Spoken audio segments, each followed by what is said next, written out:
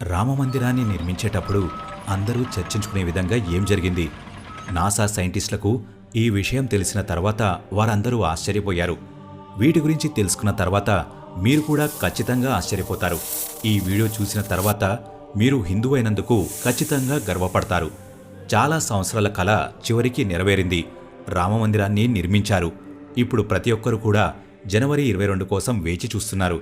ఈ రోజు కోసం కేవలం భారత్ మాత్రమే కాదు, ప్రపంచంలో ఉన్న చాలా దేశాలు వేచి చూస్తున్నాయి. భక్తులు శ్రీరాముని విగ్రహం చూడడం కోసం వేచి చూస్తున్నారు. ఎందుకంటే జనవరి 22 తర్వాత రామమందిరం ద్వారాలు భక్తుల కోసం ఎప్పటికీ తెరిచి ఉంచుతారు. ఈ శ్రీరాముని విగ్రహాన్ని తయారు చేయడానికి మన దేశంలో ఉన్న 3 గొప్ప శిల్పులను పిలిపించారు. జనవరి 22న రామమందిరంలో విగ్రహాన్ని ప్రాణప్రతిష్ఠ చేస్తారు. ఈ మందిరం ఇప్పుడైతే పూర్తయింది. కానీ ఈ మందిరం నిర్మించేటప్పుడు ఎలాంటి రహస్యమైన విషయాలు బయటపడ్డాయంటే వాటిని చూసి ప్రతి ఒక్కరూ ఆశ్చర్యపోయారు. నాసా సైంటిస్టులు కూడా వీటిని చూసి ఆలోచనలో పడ్డారు. ఫ్రెండ్స్, ఈరోజు ఈ వీడియోలో రామమందిరం నిర్మించేటప్పుడు జరిగిన రహస్యమైన విషయాల గురించి నేను మీకు చెప్తాను. వాటి గురించి తెలుసుకున్న తర్వాత వాటిని మీరు నమ్మలేకపోవచ్చు. ఈ మందిరాన్ని నిర్మించేటప్పుడు 1200 స్తంభాల ఒక డ్రాయింగ్ని తయారు చేశారు. అమెరికా నుంచి గొప్ప రీసెర్చర్ల బృందాన్ని పిలిపించారు.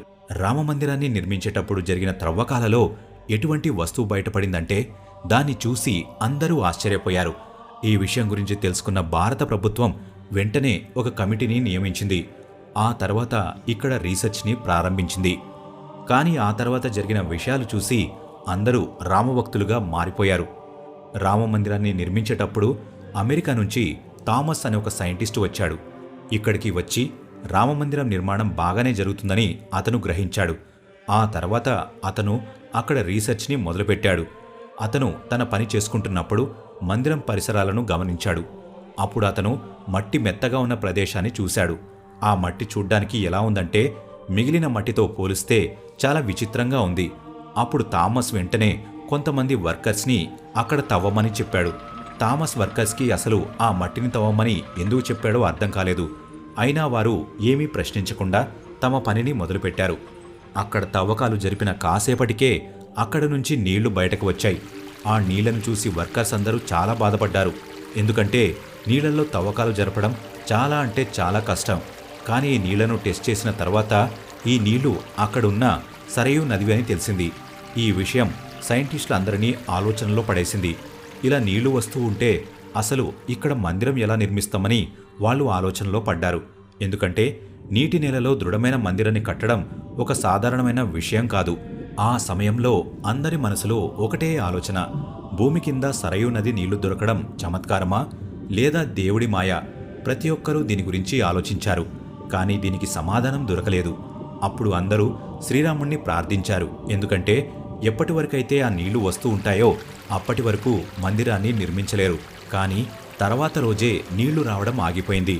ఆ తర్వాత మళ్లీ రామమందిరం నిర్మాణం మొదలైంది. ఇప్పుడు ఈ రామమందిరం నిర్మాణం పూర్తయింది. జనవరి 22న ఇక్కడ శ్రీరాముడి ప్రాణప్రతిష్ఠ కూడా జరుగుతుంది. ఈ మందిరం ఎంత ఫేమస్ అయిందంటే భారత ప్రభుత్వం దేశ విదేశాల నుంచి ఈ మందిరాన్ని చూడడానికి వచ్చే వారి కోసం ఒక ఎయిర్పోర్ట్ని కూడా నిర్మించింది. దీనివల్ల ఫారినర్స్ తమ దేశం నుంచి నేరుగా ఈ మందిరం దగ్గరికి రావచ్చు.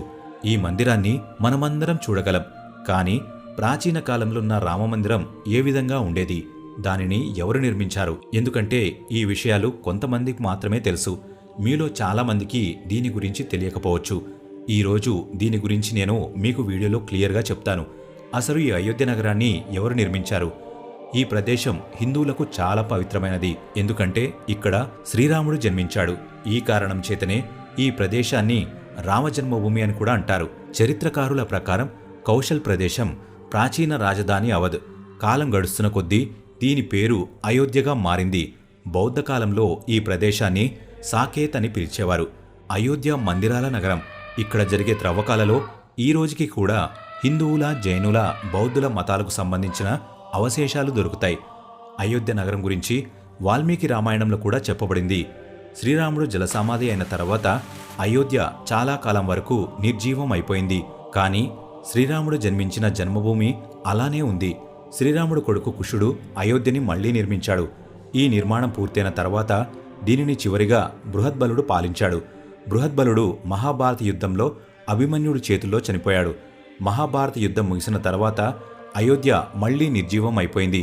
దాన్ని పరిపాలించడానికి ఏ రాజు మిగల్లేదు. అయినప్పటికీ కూడా శ్రీరాముడు పుట్టిన చోటు అలానే ఉంది.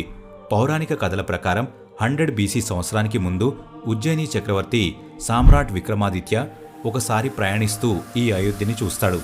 అతను బాగా అలసిపోవడం వలన సరయూ నది ఒడ్డున ఒక చెట్టు కింద కూర్చుని రెస్ట్ తీసుకుంటూ ఉంటాడు. ఆ సమయంలో ఇక్కడ దట్టమైన అడవి ఉండేది.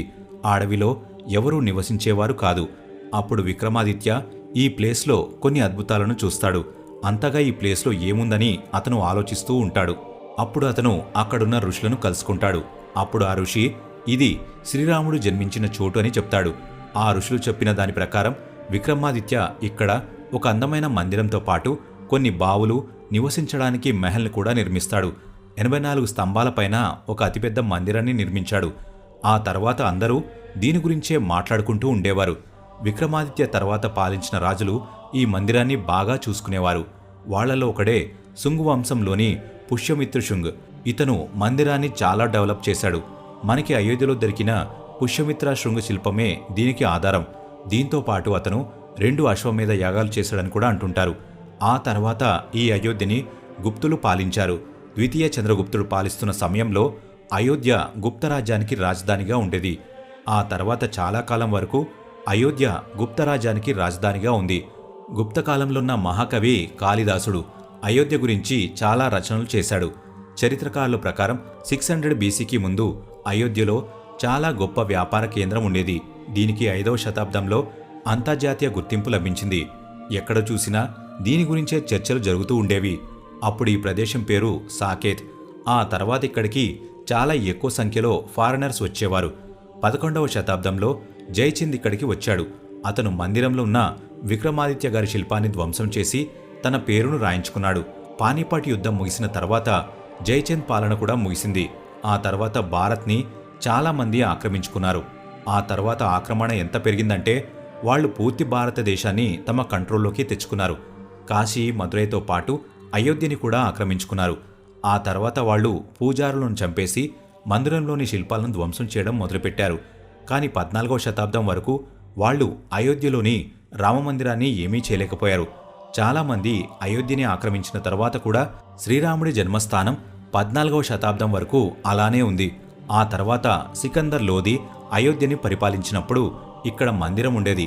14వ శతాబ్దంలో భారత్ ముఘల్ సామ్రాజ్యం అధికారంలోకి వెళ్ళింది. అప్పటి నుంచి ఈ అయోధ్య మందిరాన్ని ధ్వంసం చేయడం మొదలుపెట్టారు. 1527, 1528 సంవత్సరాల మధ్యలో ఈ మందిరాన్ని పూర్తిగా ధ్వంసం చేశారు. ఆ ప్రదేశంలో ఒక మసీదును నిర్మించారు. నిజానికి దీని పేరు బాబ్రీ మసీదు కాదు. మొఘలుల మొదటి చక్రవర్తి బాబర్ యొక్క సేనాపతి ఇక్కడున్న అయోధ్య మందిరాన్ని ధ్వంసం చేసి ఒక మసీదును నిర్మించాడు. 1992 వరకు ఆ మసీదు ఇక్కడే ఉండేది. దీని గురించి మనకి బాబర్ చరిత్ర పుస్తకాలలో కూడా సమాచారం దొరుకుతుంది. 1528లో మందిరాన్ని పూర్తిగా కూల్చేసిన తర్వాత బాబర్ ఇక్కడ మసీద్ని నిర్మించమని ఆదేశాలు జారీ చేశాడు. అయోధ్యలో నిర్మించిన ఈ మసీదు గురించి 2 సందేశాలు మనకు లభిస్తాయి. ఇందులో విచిత్రమైన ఉల్లేఖనలుంటాయి. వాటి ఉద్దేశం ఏంటంటే స్వర్గంలో కూడా న్యాయం గురించి మాట్లాడే గొప్ప పాలకుడు బాబర్. ఆయన ఆదేశం ప్రకారం ఇక్కడ ఈ మసీద్ని మీర్బకీ నిర్మించాడనే ఉంటుంది. దీంతో పాటు అక్బర్, జహంగీర్ పాలించే సమయంలో హిందువులకు ఈ భూమి తిరిగి ఇవ్వబడింది. కానీ దీని తర్వాత క్రూరమైన పాలకుడు ఔరంగజేబ్ తన పూర్వీకుడు బాబర్ కలను నిజం చేస్తూ ఇక్కడ ఒక మసీద్ను నిర్మించి దాని పేరు బాబ్రీ మసీద్ అని పెట్టాడు. కానీ చివరికి బాబ్రీ మసీద్ను కూడా కూల్చేశారు. ఆ తర్వాత ఈ భూమి గురించి చాలా సంవత్సరాల వరకు కేసులు నడిచాయి. కానీ చివరికి ఈ భూమి హిందువులకు అప్పగించారు. జనవరి 22 ఇక్కడ ప్రాణప్రతిష్ఠ కూడా చేస్తారు. ఈ వీడియో ఇంతే ఫ్రెండ్స్. ఈ వీడియో మీకు నచ్చినట్లయితే లైక్ చేయండి. ఇలాంటి మరెన్నో వీడియోస్ కోసం ఇప్పుడే మన ఛానల్ని సబ్స్క్రైబ్ చేయండి.